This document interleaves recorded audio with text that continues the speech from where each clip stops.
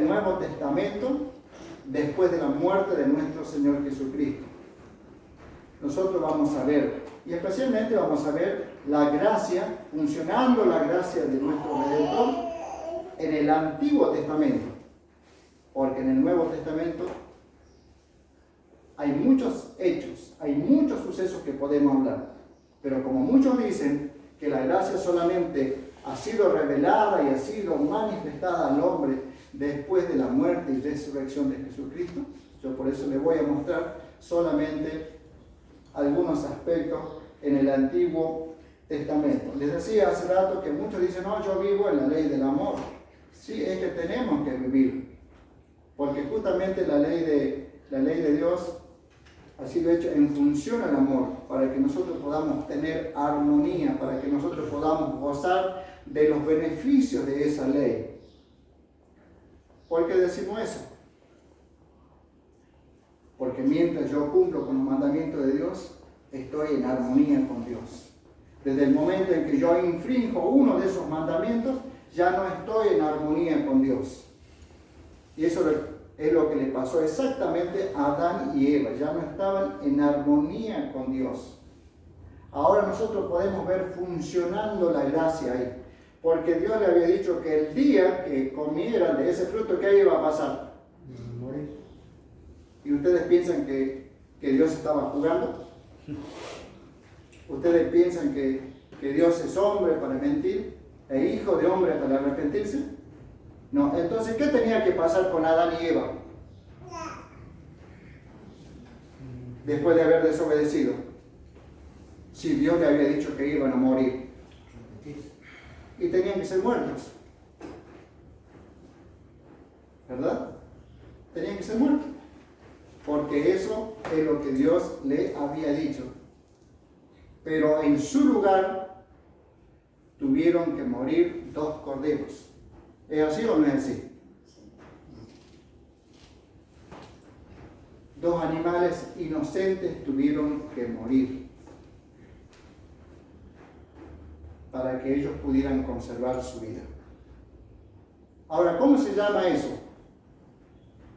Yo tengo que purgar la pena de muerte y de pronto hay un sustituto que se ofrece a pagar mi deuda y muere ese sustituto en lugar mío. ¿Cómo se llama eso? Gracia.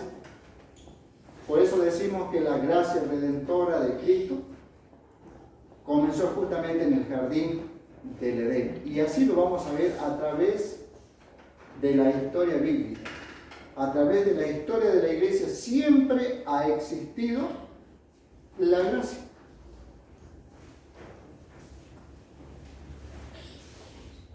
Vamos a tratar de relacionar en esta mañana la ley y la gracia. Decíamos que hay que vivir en la ley del amor, en la ley de la libertad, y estoy totalmente de acuerdo. Pero esto a nosotros no nos permite eximir la ley. Nosotros no por eso podemos decir que la ley ha quedado clavada en la cruz del Calvario. Ahora, yo soy salvo por gracia, pero sigo viviendo en pecado. ¿A ustedes les parece que está bien eso? No. La función de la ley es guiarnos. ¿Y a dónde nos guía a nosotros la ley? ¿Hacia quién nos guía? Cristo. Hacia Cristo. ¿Para qué? Para que nosotros podamos ser modelo de Cristo. La ley me lleva hacia Cristo. Me lleva hacia aquel que me puede justificar, hacia aquel que me puede perdonar. La ley no ha quedado clavada, como muchos dicen. Como está clavada, yo puedo hacer lo que quiera. Entonces, si yo vivo en la gracia y soy permisivo conmigo mismo y puedo infringir alguno de esos mandamientos, ¿por qué no lo puedo hacer con todos? De hecho, lo podría hacer con todos. Porque si uno le pregunta a un hermano evangélico, ¿está bien robar? No, dice. No, claro que no está bien. ¿Está bien robarle la esposa, la mujer al vecino? No, porque eso se llama adulterio, eso es pecado. ¿No? ¿Se puede matar? No, no se puede matar. ¿Se puede adorar imagen? No, eso es idolatría. Entienden claramente. Y con el cuarto mandamiento, ¿qué pasa con el cuarto mandamiento?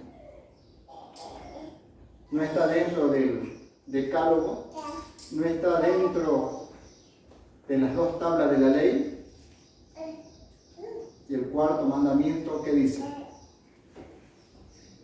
Que hay un día establecido por Dios para beneficio de la humanidad.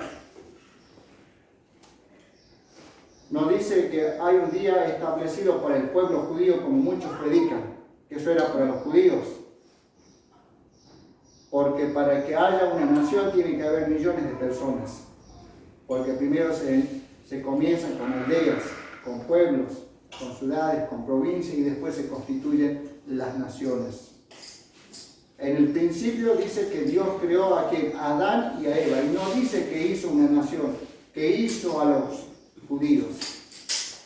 Simplemente dice que creó al hombre conforme a su imagen y conforme a su semejanza. Y no hizo una nación. Por lo tanto, no podemos decir que los mandamientos es para los judíos. Los judíos vienen muchos años después. Muchísimo tiempo. Yo una vez hice un estudio y podía tener un cálculo perfecto de cuántos años había pasado, ¿no? Cuando aparece la tribu de Judá. Por eso se le decía judíos, porque venían de la tribu de Judá. Porque para eso tuvo que pasar muchísimo tiempo. Y la ley de Dios ya existía. Ya había sido establecida la ley.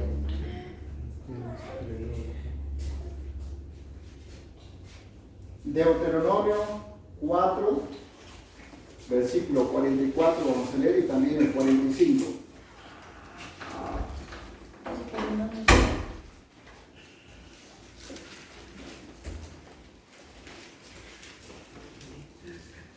Usted tenga su mano ahí nomás en el libro de Deuteronomio, porque hay varios textos que nosotros vamos a leer en este libro. Deuteronomio capítulo 4, versículos 44 y 45. Doy lectura al versículo 44. Acá yo tengo la Reina Valera de 1960, donde como subtítulo dice: Moisés recapitula la promulgación de la ley. Está recapitulando. Y para que algo se recapitule o se confirme, tiene que existir una ley. Por eso es que dice promulgación de la ley. Bien. El 44 dice lo siguiente: esta pues es la ley que Moisés puso delante de los hijos de Israel. Y muchos dicen, ¿no? Hoy no tenemos tiempo para ver esto, ¿no? Pero es la ley de Moisés, dice. Y cuando uno va a la Biblia, esta ley de la que estamos hablando se está refiriendo a los 10 mandamientos. Dice: estos son los testimonios, los estatutos y los decretos que habló Moisés a los hijos de Israel cuando salieron de Egipto. Ahora, ¿cómo se llama eso? ¿No? Me voy a detener más bien en la gracia, leyendo estos 2 versículos. Dice: estos son los testimonios, los estatutos y los decretos que habló Moisés a los hijos de Israel cuando salieron de Egipto. Ahora les pregunto yo, ¿por qué estaba el pueblo de Israel esclavo en Egipto? ¿Ustedes saben? ¿Por obedientes? No, por desobedientes. Porque habían infringido los mandamientos del Señor. Porque si hicieres, dijo Dios, ¿no?, lo recto delante de mí y guardares mis decretos, mis mandamientos y mis estatutos, como yo lo prescribo hoy, te digo que iba a haber bendición. Pero si desobedecían los mandamientos, ¿qué iba a pasar? Le iba a venir una maldición. Ellos se apartaron de los lineamientos, se apartaron de la ley de Dios. Entonces, como consecuencia de haber desobedecido a Dios, hoy en día ese tiempo se encontraba el pueblo de Israel siendo esclavo en una nación pagana. Y ya llevaba muchos años. La Biblia dice que fueron 430 años de esclavitud que llevó al pueblo de Israel. ¿Y por qué? Por desobedecer los mandamientos. Ahora sabemos que Dios sacó al pueblo de Israel. Más adelante vamos a ver algunos versículos y la Biblia dice cómo lo sacó al pueblo de Israel. Ahora, ¿qué había hecho el pueblo de Israel para que Dios le diera la libertad? ¿Alguien me puede decir, a ver, qué había hecho el pueblo de Israel? ¿Había hecho algo que agradaba a Dios para que Dios lo saque de la esclavitud de Egipto? No había hecho absolutamente nada. Absolutamente nada. Porque seguía tan endurecido como aquel día que habían salido de Israel. Seguían haciendo lo malo delante de los ojos del Señor. Pero Dios amaba a este pueblo. Entonces tenía que sacarlo, liberarlo de la esclavitud, del látigo egipcio. Ahora, ¿cómo le decimos esto? ¿No se llama gracia también? Porque era un pueblo inmerecedor. Por merecedor estaba siendo esclavo en esa tierra de Egipto. Pero Dios cambia la causa, Dios cambia la carátula y luego decide sacarlo de Egipto. Eso se llama gracia. El pueblo no tuvo que hacer absolutamente nada. Eso es gracia, hermano. Ni siquiera guardaba los mandamientos de Dios.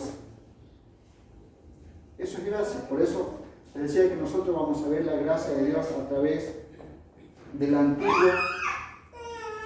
Testamento. Vamos a leer también otro pasaje, porque muchos dicen que la ley ha quedado prescrita, ha quedado clavada, ha quedado anulada. La gracia anula la ley. Por eso le decía que si la gracia anula la ley, entonces podemos matar. Yo me puedo tomar la mujer de cualquier hermano y todo está bien, total no es pecado. Pero eso no es así, hermano, eso no funciona así. La ley y la gracia caminan juntos. La ley de Dios no ha sido clavada. ¿Sabe por qué, hermano? Porque la ley de Dios tiene vigencia eterna. ¿Es eterna o no es eterna la ley de Dios? Claro que sí. Si usted va a su casa y lee el Salmo 119, por decir algo, porque hay muchos pasajes en la Biblia donde habla de que los mandamientos de Dios son eternos. Y si son eternos, ¿qué pasa? No tienen vencimiento, no tienen prescripción. Es más, les voy a decir algo. No es que Dios, para los seres no caídos en nosotros el mundo, ha hecho una ley y para nosotros los que estamos en la tierra ha establecido otra ley. No es una sola ley uniformemente pareja para todos los mundos, porque hay muchos mundos y la Biblia habla de que hay muchos mundos y en esos mundos los seres no son caídos. Es más, el libro de Isaías capítulo 66, ¿qué es lo que dice? Versículos 22 y 23. Y de mes en mes vendrán a, ¿qué dice? A adorar delante de mí. ¿Y qué día va a ser ese? Entonces no podemos decir que está clavado. Ni el cuarto mandamiento, ni el quinto, ni ningún mandamiento ha sido clavado. Por eso justamente para denotar de que la ley de Dios es eterna, Dios le dijo a Moisés que se presentara, que fuera al monte, al pie del monte, y que llevara 2 tablas, y no dijo de madera, sino de piedra.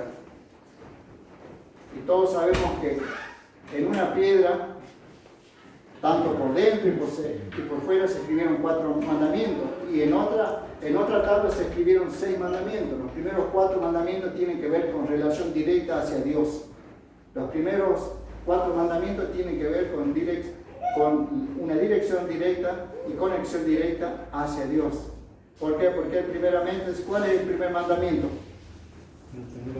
No tendrá, que no debemos adorar dioses ajenos. ¿Cuál es el otro mandamiento que tiene que ver con Dios? ¿No se acuerdan, hermanos, los 10 mandamientos? ¿No? No te harán imagen. Bueno, ahí está. No adorar el segundo, después viene un tercero. Que no debemos tomar el nombre de él. Y el cuarto mandamiento que tiene que ver con Dios. Acuérdate del día de reposo para santificarlo, el día sábado. ¿Por qué? Porque es mi día santo, dice. Es mi día, dice. Como no es mío, yo no puedo hacer lo que yo quiera. Tengo que hacer lo que el Creador me ordena.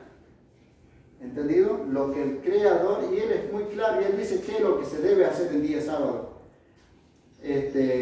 Jesús dejó muy clara esta enseñanza con respecto al sábado. Él no vino a infringir la ley, a burlar la ley que su propio Padre le había ordenado.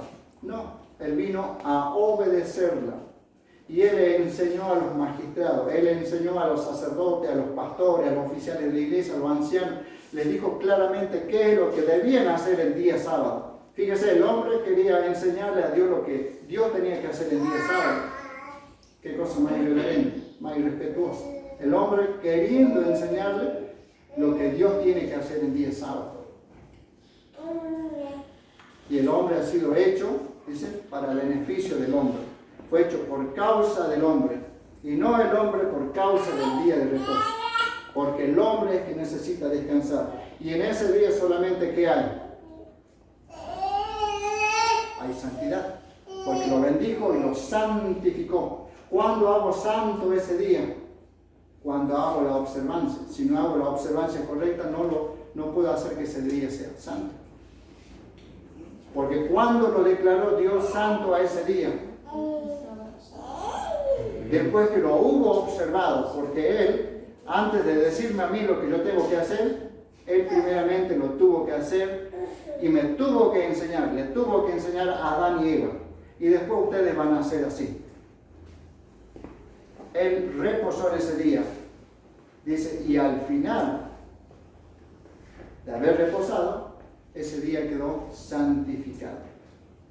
Es un día apartado para Dios. Decíamos que por ahí pensamos que ya a partir del Nuevo Testamento esta ley ha quedado fuera de vigencia, que tuvo prescripción. Pero yo le voy a leer un pasaje en la Biblia, en el libro del Apocalipsis.